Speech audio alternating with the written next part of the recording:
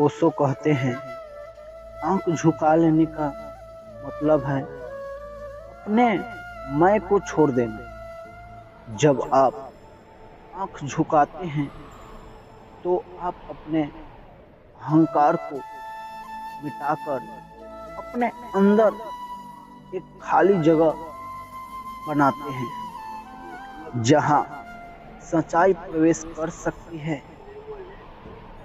गुरु और शिष्य के बीच संबंध में शिष्य के आंख झुका लेना यह दिखाता है कि वह सीखने और अपने अहंकार को छोड़ने के लिए तैयार है।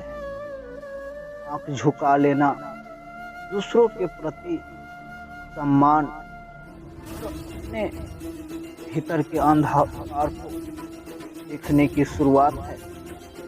यह न केवल दूसरों के प्रति विनम्रता है, बल्कि यह आत्मा की शुद्धता का संकेत है।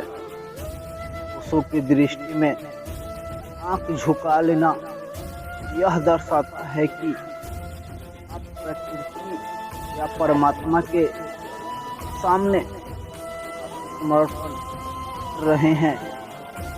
यह विश्वास है कि सब कुछ नियंत्रित नहीं कर सकते। ध्यान करते समय आंखें स्वतः झुक जाती है।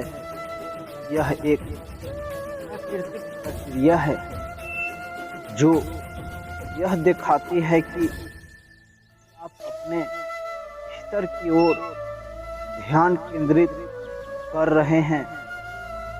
जब हम आंखें झुकाते हैं तो हम स्वीकार करते हैं कि हम पूर्ण नहीं हैं और हमें अभी भी सीखने की आवश्यकता है। इसको समझने के लिए कहानी से समझते हैं। एक बूढ़ा फकीर और एक युवक फकीर आश्रम वापस लौट रहे हैं। छोटी सी नदी पड़ती है और एक सुंदर युवती नदी पार करने को खड़ी है, लेकिन डरती है। अनजानी नदी है, भारी नदी है, गहरी हो, खतरनाक हो, बड़ी तेज धार है। यह सन्यासी तो नीचे आंख करके जल्दी से नदी में प्रवेश कर जाता है, क्योंकि वह समझ जाता है कि यह पार होना चाहती है, हाथ का सहारा मांगती है, लेकिन वह डर जाता है। हाथ का सहारा इस बात में पड़ना ठीक नहीं, लेकिन युवक सन्यासी उसके पीछे ही चला आ रहा है। वह युवती से पूछता है कि क्या कारण है, सांझ हुई जा रही है, जल्दी ही सूरज डूब जाएगा और युवती अकेले छूट जाएगी। युवती कहती है, मैं बहुत डरी हुई हूँ, पानी में उतरते घबराती हूँ, मुझे उस पार जाना है।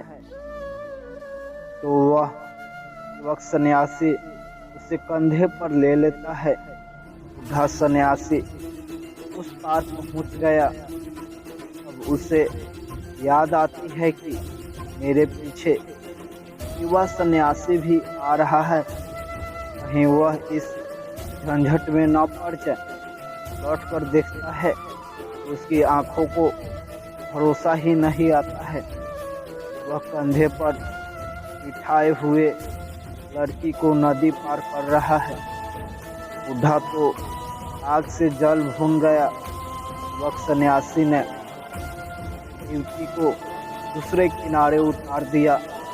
फिर दोनों चुपचाप चलने लगे। 2 मील तक कोई बात न हुई।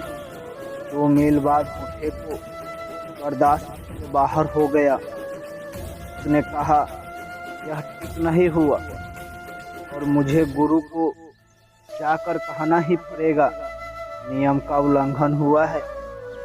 तुमने उस सुंदर युवती को कंधे पर क्यों बैठाया? उस युवक ने जो कहा वह याद रखना। युवक ने कहा, आप बहुत थक गए होंगे, मैं तो युवती को नदी के तट पर ही उतार आया।